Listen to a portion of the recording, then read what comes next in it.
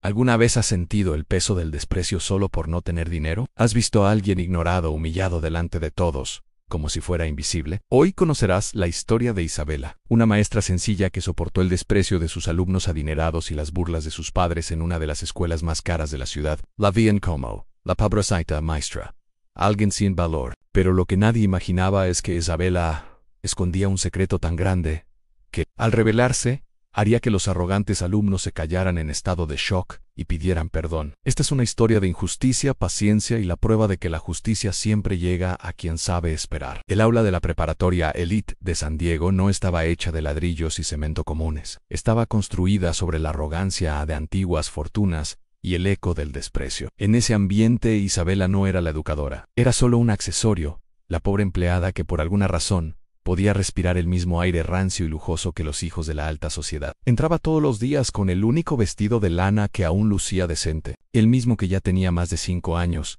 y arrastraba sus zapatos lustrados pero desgastados por el frío pasillo de mármol, sintiendo que cada paso le recordaba la diferencia entre su salario y el valor de la beca que una de las estudiantes usaba como estuche. Los ojos de las adolescentes adineradas ni siquiera registraban su presencia, a menos que necesitaran algo estrictamente académico. Para ellas, la profesora Isabela, que enseñaba historia universal, no tenía historia propia. El dolor de ser invisible era uno de los más profundos, pues no era un ataque directo, sino una negación sutil y constante de su humanidad. La humillación, sin embargo, llegó un martes, disfrazada de fiesta de cumpleaños. Gabriel, el cabecilla, o mejor dicho, el pequeño tirano de la clase, hijo de un magnate inmobiliario, celebraba su 16º cumpleaños y repartía invitaciones a una lujosa fiesta en su mansión de 3 pisos. Se esforzó por repartir las tarjetas decoradas una a una, haciendo alarde de selectividad, pero al llegar a la mesa de Isabela, que calificaba trabajos en silencio durante el recreo, se detuvo y la miró con una ceja levantada, un gesto que claramente había aprendido de su padre. Luego miró a sus amigos y soltó una risa baja pero audible de desprecio. Nadie lo podía creer. Todos guardaron silencio. Gabriel, con una sonrisa burlona, dijo lo suficientemente alto para que todos lo oyeran: profesor, lo siento, pero no quedan invitaciones. Es una fiesta para los familiares y, bueno, ya me entiende, no queremos que el buffet termine antes. Era una broma cruel sobre su pobreza, una humillación delante de toda la clase, que se rió y sintió que la sangre le subía a la cara. Isabela, que siempre predicaba dignidad y respeto, tuvo que tragarse la injusticia, con la frente en alto, con la dignidad que su dinero jamás podría comprar. Forzó una leve sonrisa, aunque le ardían los ojos. Claro, Gabriel, que tengas una buena fiesta, respondió con una calma casi sobrenatural. Pero en su interior, cada fibra de su ser sentía el aguijón de la humillación, una sensación que la transportaba a un pasado que había intentado enterrar. Mientras el adolescente se alejaba, orgulloso de su lindura, la mochila de Isabela, desgastada y cargada de libros, resbaló y cayó al suelo, y un marco plateado abollado rodó,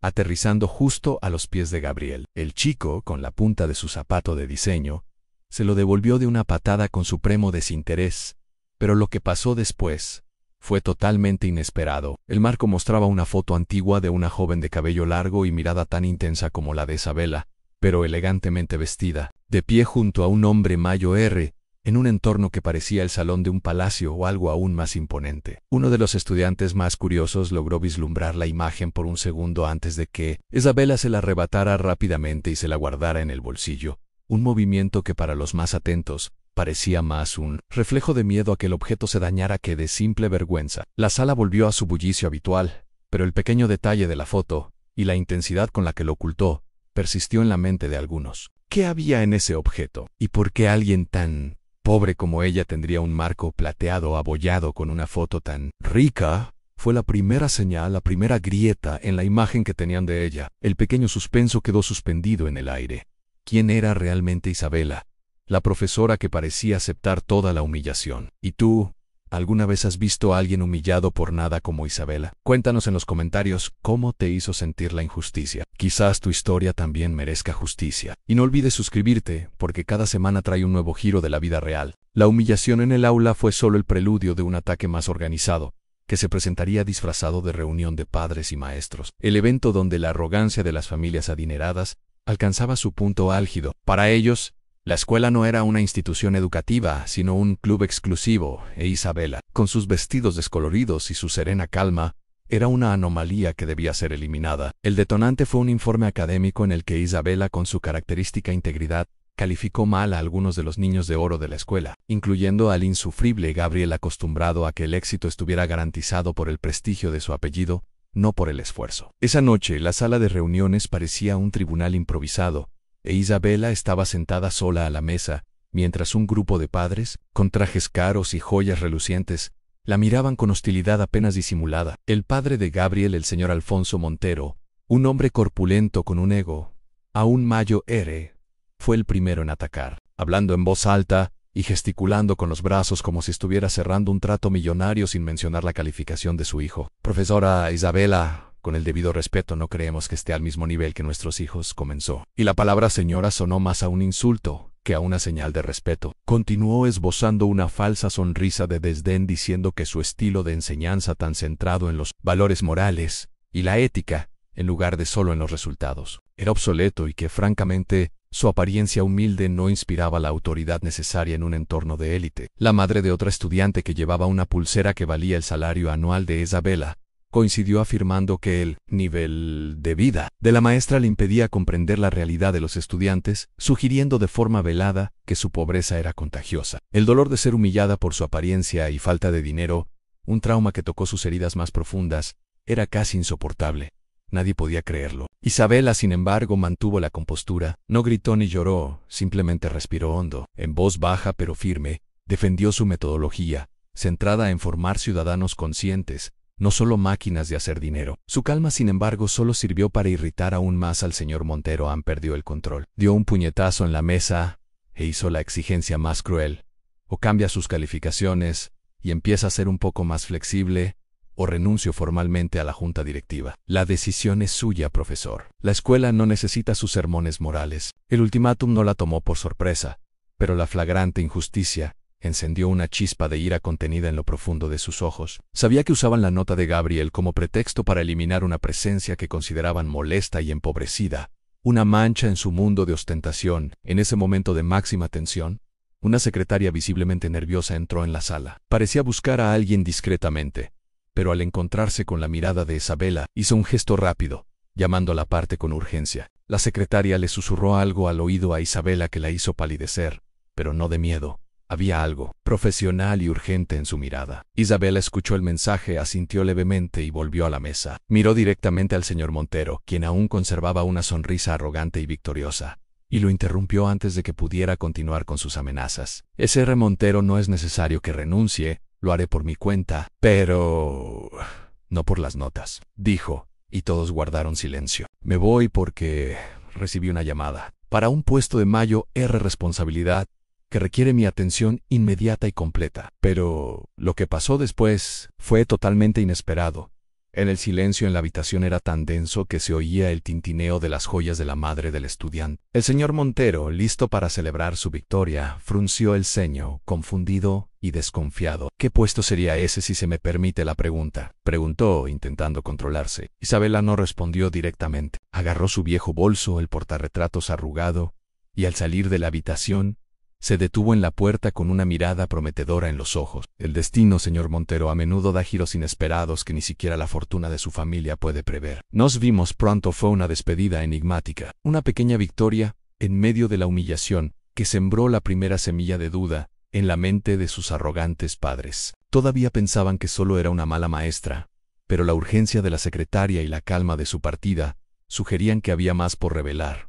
Un secreto a punto de estallar en su mundo. Si fueras tú, ¿tendrías el valor de enfrentarte a alguien tan poderoso y salir victorioso? Escribe en los comentarios, ¿guardarías silencio o lucharías? Deja tu respuesta y, por supuesto, dale a me gusta para fortalecer historias de justicia como esta. La vida de Isabela tras su baja voluntaria no se transformó de inmediato en un cuento de hadas de riqueza. De hecho, para el mundo exterior parecía haberse hundido aún más en el olvido. Siguió viviendo en el mismo pequeño apartamento a las afueras del pueblo, un espacio estrecho donde la luz del sol apenas penetraba y la mayoría de sus vecinos, gente honesta y trabajadora, la veían solo como la maestra que perdió su trabajo en una escuela adinerada. Este contraste, sin embargo, era la clave de su estrategia, el camuflaje perfecto. Nadie buscaría un giro inesperado en el destino de una mujer que parecía simplemente intentar sobrevivir. Pasando sus días entre bibliotecas polvorientas y el olor a café barato, fingiendo estar buscando un nuevo trabajo. Pero la verdad no se escondía en su presente, sino en una pequeña herencia que había recibido años atrás.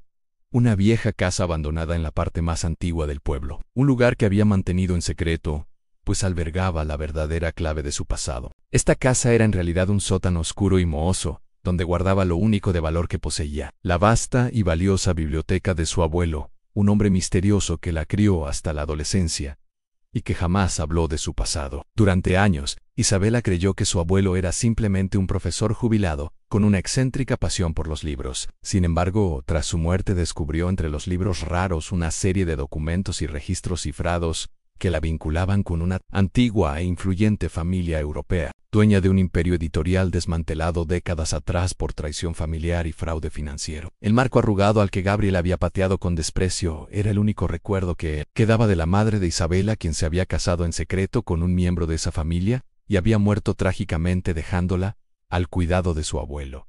Isabela no era pobre por destino, era pobre por elección propia, o mejor dicho, por necesidad estratégica. Durante Eicos había utilizado sus ahorros de la docencia para contratar en secreto a un equipo de abogados internacionales especializados en complejas recuperaciones de patrimonio y herencias. La llamada urgente que su secretaria había hecho al colegio no se refería a una nueva vacante, sino a la noticia que llevaba más de una década esperando. El último recurso legal para recuperar la fortuna familiar finalmente había sido concedido por el tribunal, gracias a un documento crucial encontrado entre los libros de su abuelo. La responsabilidad a la que había sido llamada era, de hecho, la gestión de un imperio que estaba a punto de volver a sus manos. Pero nadie podría haber imaginado lo que sucedería. Mientras tanto, la vida en el colegio élite continuaba. Pero el señor Montero y sus arrogantes padres ya no podían olvidar la enigmática partida de Isabela. Habían ganado la batalla, pero la batalla de egos parecía haberles dejado un sabor amargo. Corrieron los chismes que era, después de todo, ese puesto de máxima responsabilidad.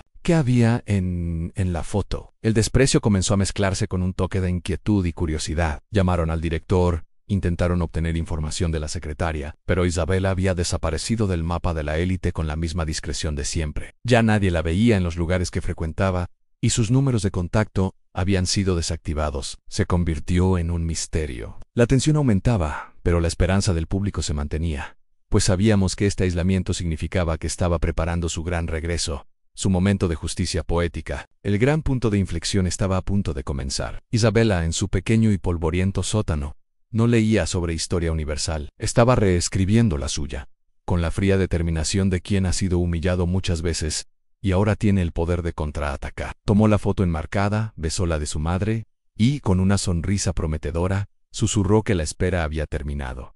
El siguiente paso no sería solo reclamar lo que era suyo, sería asegurarse de que quienes la habían despreciado entendieran que la verdadera riqueza no residía en las cuentas bancarias, sino en el carácter. La venganza, lo sabía, sería un plato servido con la elegancia de un millonario y la precisión de un profesor de historia.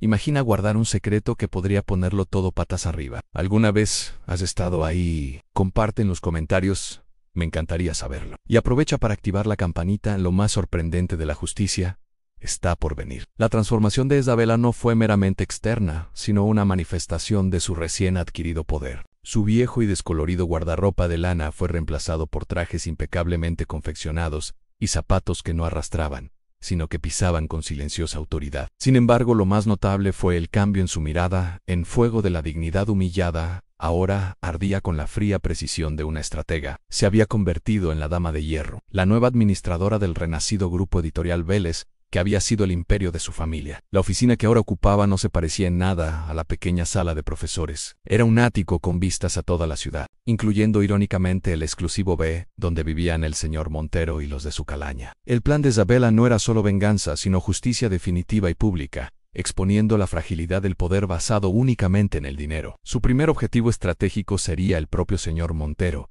el hombre que había dado un golpe en la mesa y exigido su renuncia al descubrir que el negocio inmobiliario de Montero atravesaba una crisis de liquidez. Isabela comprendió que la mejor venganza sería atacarlo directamente a su arrogancia en su fortuna. No lo atacaría de frente. En cambio, actuaría en la sombra, con la precisión de un cirujano, bajo el nombre de su empresa, y manteniendo su rostro y nombre real estrictamente fuera de las noticias. Isabela comenzó a mover su capital recién adquirido. Encargó a sus abogados la creación de una empresa fantasma para realizar una inversión masiva en un complejo inmobiliario que compitiera con el de Montero, pero en una zona aún más exclusiva. El objetivo no era solo construir, sino atraer a todos los grandes inversores que, casualmente, eran los mismos padres arrogantes de la escuela de élite que habían despreciado a Isabela. La estratagema era simple en desviar el flujo de dinero y la atención de los proyectos de Montero, creando una sequía financiera que lo obligaría a pedir ayuda. Pero nadie podía imaginar lo que sucedería, mientras tanto, en la escuela de élite.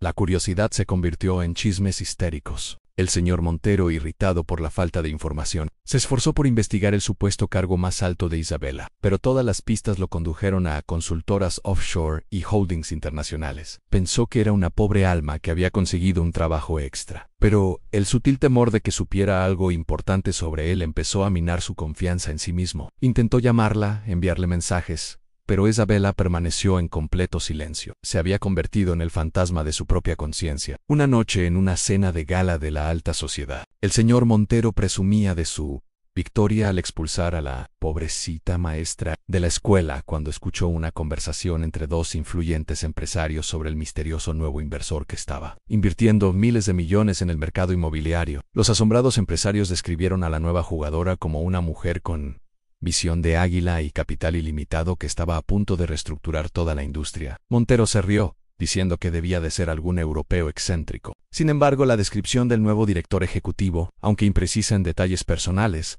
era la de alguien con un intelecto agudo y una determinación poco común. Nadie lo podía creer en Isabela, disfrazada y observando el evento desde lejos en un balcón privado. Observaba la conversación con una sonrisa.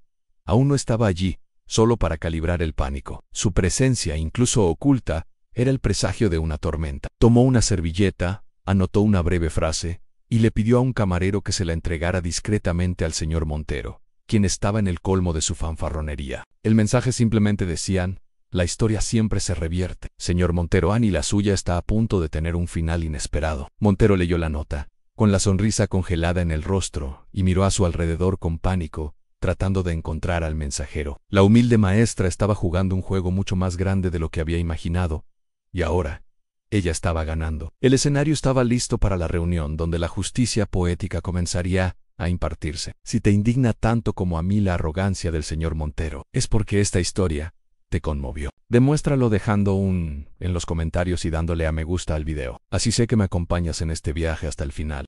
La mala racha del señor Montero fue implacable. La inversión secreta de Isabela, realizada a través de empresas fantasma con nombres complejos e imposibles de rastrear, actuó como una presa que desvió todo el capital y la atención del mercado inmobiliario. En cuestión de semanas, los proyectos del señor Montero se estancaron. Sus principales socios, los mismos padres arrogantes que se habían burlado de Isabela, retiraron sus inversiones con la insensibilidad típica de quienes solo se preocupan por el dinero. El hombre que se jactaba de su riqueza y poder en el Instituto Elite estaba ahora al borde del colapso financiero, con el banco presionando y los acreedores atropellando a su puerta. El pánico le recordó la enigmática nota dejada en la cena.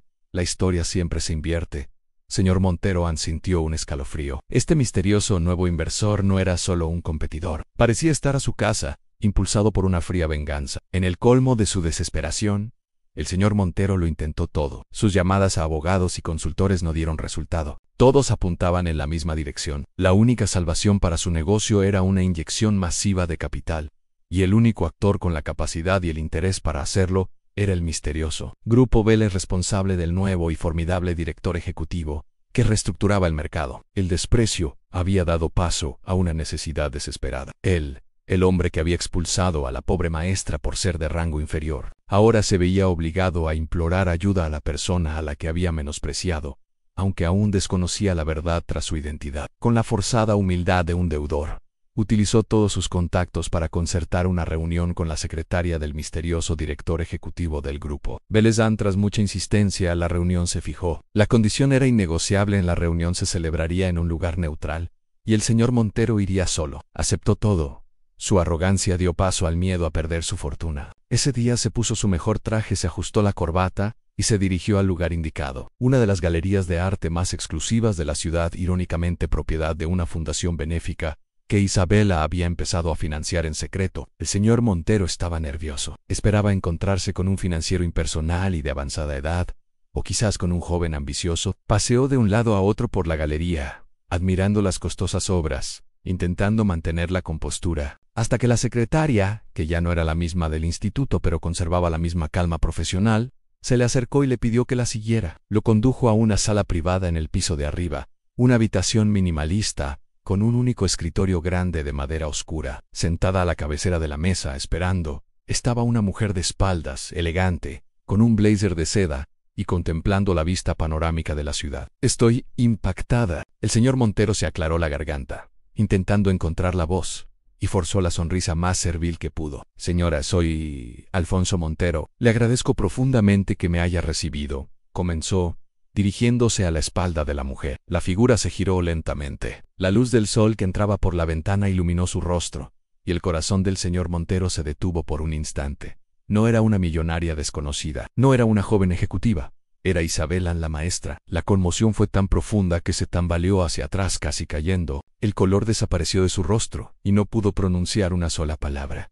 El desdén había dado paso al terror absoluto. Isabela, sin embargo, mantuvo la calma. No había ira en su mirada, sino una fría satisfacción, el triunfo de la justicia poética. Ella estaba sentada en la posición de poder, y él estaba allí, suplicando sobre su alfombra. No dijo nada durante un largo minuto, dejando que el silencio y el terror hicieran mella en el señor Montero. Finalmente, en voz baja y controlada, la misma voz que él había despreciado en el aula, habló. Siéntese, señor Montero, lo estaba esperando. El destino da vueltas, ¿recuerda? Fue el fin de su arrogancia y el comienzo de su castigo.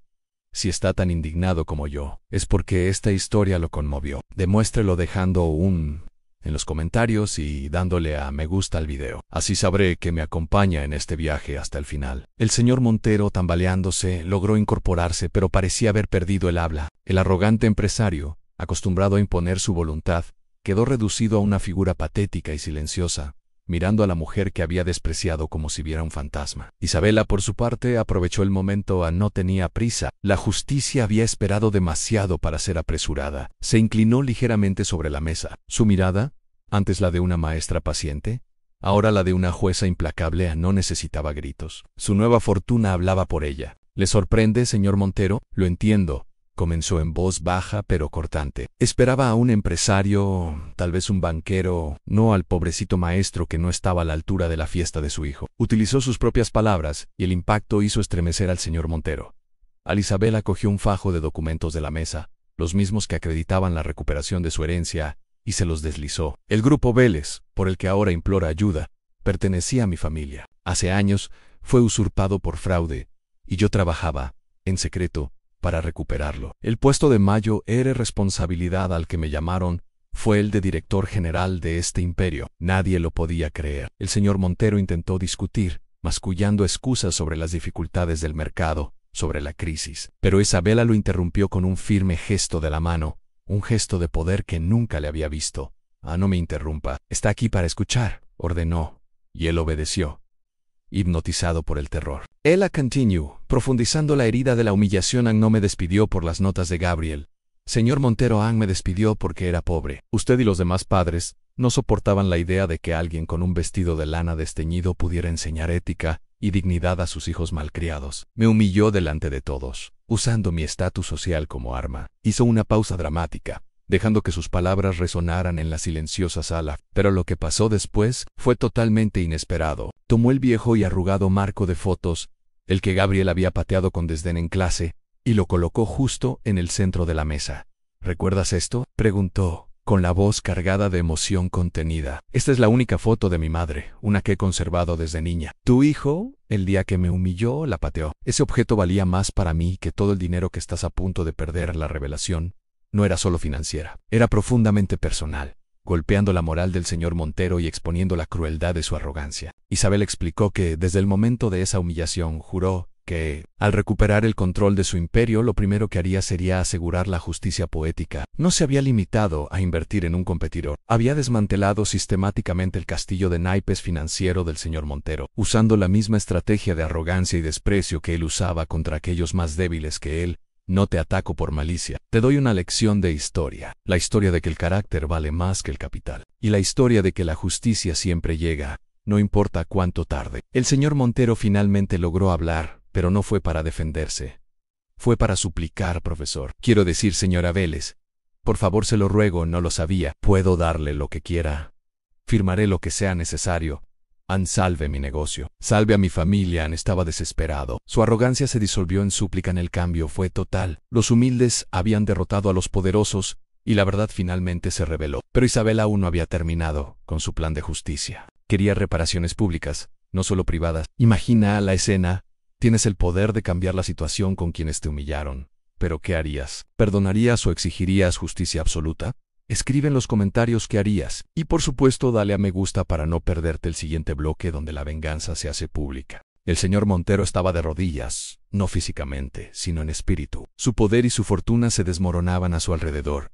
E Isabela, la mujer a la que había tratado como basura, era la única que podía controlar su caída. Suplicó, prometió fortunas y acciones, pero Isabela lo interrumpió, con la satisfacción evidente en su mirada, pero su profesionalismo intacto. No me interesa su dinero, señor Montero, ya tengo el mío, dijo, con un gesto frío que desestimó la propuesta. Me interesa algo que el dinero no puede comprar, en su dignidad y la lección que debe aprender. Y esa lección será pública. La condición de Isabela para rescatar su negocio fue cruelmente poética. El grupo Vélez inyectaría el capital necesario, pero solo si cumplía una exigencia. Convocaría una reunión extraordinaria en el colegio élite, la misma sala donde había exigido el despido de Isabela, y se disculparía públicamente con ella, la directora, y todos los padres presentes, reconociendo que su juicio sobre la maestra se basaba únicamente en la arrogancia y los prejuicios de clase. Además, tendría que anunciar a toda la comunidad escolar, en un comunicado oficial, que Isabela no solo era una educadora ejemplar, sino que ahora era la directora general y principal accionista de uno de los grupos empresariales más grandes del país. La humillación que le había infligido sería recompensada con creces,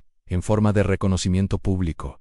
Nadie lo podía creer. El rostro del señor Montero palideció. Para un hombre cuya única divisa era el prestigio social, tener que exponerse de esa manera era el peor castigo imaginable. Dudó, intentando negociar, intentando sugerir una disculpa privada o una donación anónima, pero Isabela se mantuvo firme. Sin una disculpa pública y un reconocimiento pleno de la verdad, señor Montero, el rescate queda cancelado, low peer to do. La decisión es suya. Guardó silencio un momento, asimilando la gravedad de la situación. La esperanza era evidente para el público. La justicia se haría realidad y se transmitiría en alta definición.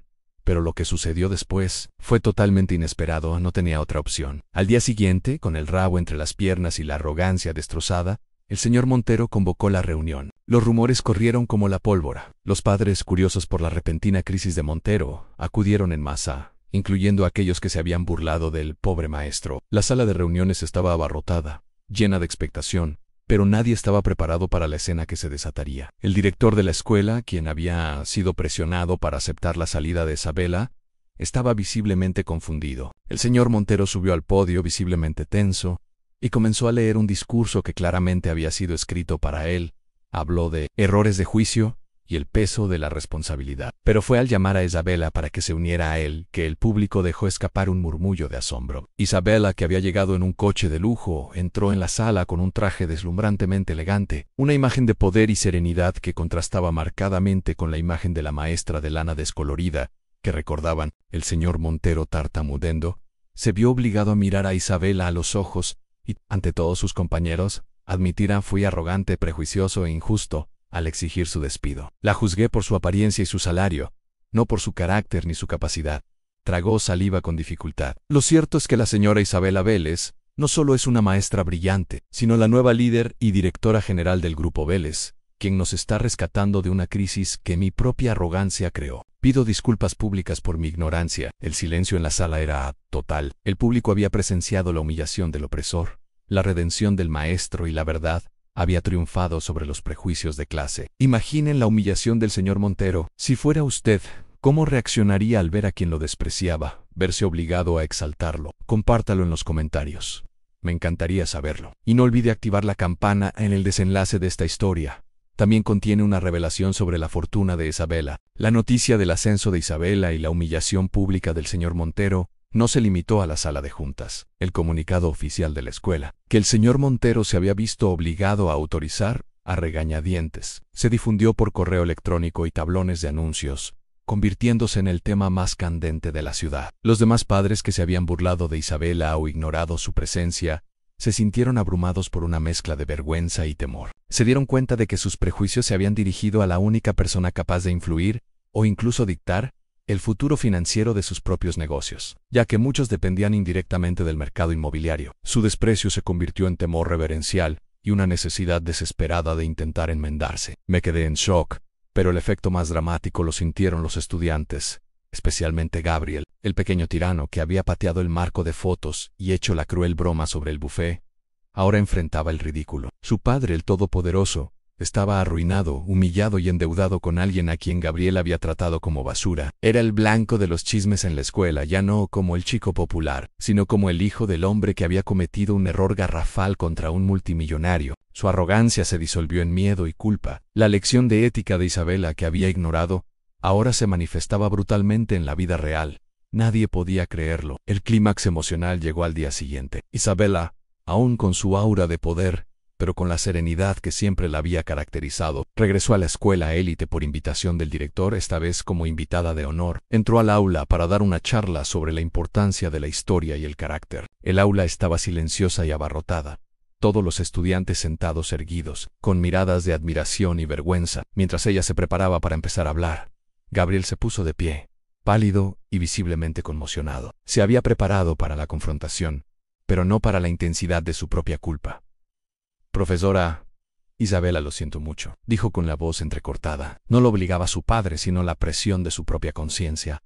Fui cruel, fui estúpido, y te traté con desprecio. Te juzgué por tu ropa y por dónde vivías. Intentaste enseñarnos dignidad, pero solo escuchamos al dinero. Se acercó al escritorio de Isabela, sacó algo del bolsillo y lo colocó sobre la mesa, un marco de fotos nuevo, de plata pulida, idéntico al original, con una disculpa manuscrita al dorso, inesperado y sorprendente. Las lágrimas brotaron de los ojos de Isabela, pero las contuvo. Esta súplica de perdón, viniendo del adolescente que había sido instrumento de su humillación, valía más que el rescate económico que le había dado a su padre. Era el reconocimiento de la valía interior, el profundo deseo público de justicia y redención. Tomó el marco, miró a Gabriel a los ojos y vio un arrepentimiento genuino. Gabriel dijo en voz baja, la historia de la vida no se trata de ganar o perder dinero, se trata de aprender. Y me acabas de dar la mayor prueba de que mi misión como maestra no fue un fracaso después de todo.